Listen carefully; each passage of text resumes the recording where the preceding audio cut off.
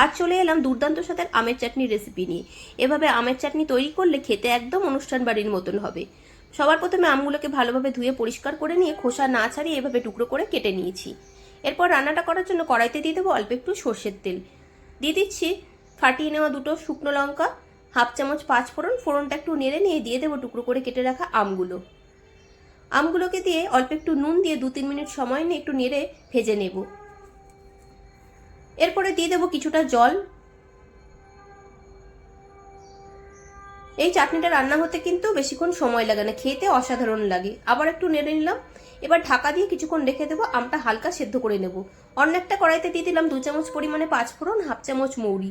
এগুলোকে একটু নেড়ে চেড়ে ভেজে নেব। এরপর ঠান্ডা করে নিয়ে ভালো করে গুঁড়ো করে রাখবো।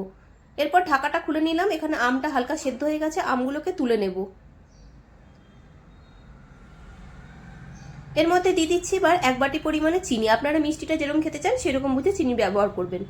নেড়ে নিয়ে ভালো করে কিছুক্ষণ ফুটিয়ে নেব। চিনিটা ভালো করে যখন গলে যাবে, হালকা একটা আঠা ভাব আসবে, তখন আমগুলোকে আবার দিয়ে দিচ্ছি এর মধ্যে।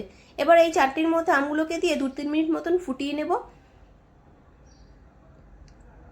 এরপরে দিয়ে দিচ্ছি গুঁড়ো করে রাখা পাঁচফোড়ন আর মৌরি। আবারও নেড়ে মিশিয়ে নিলে পরে ব্যাস তৈরি হয়ে গেল সুস্বাদু আমের চাটনি। এভাবে আমের চাটনি বানিয়ে ফ্রিজে রেখে দিলে খাওয়ার 2 ঘন্টা আগে বের করে খেলে পরে কিন্তু দারুণ লাগবে খেতে। আপনারা এইভাবে আমের চাটনি বাড়িতে বানিয়ে খেয়ে দেখতে পারেন, খেতে অসাধারণ লাগে।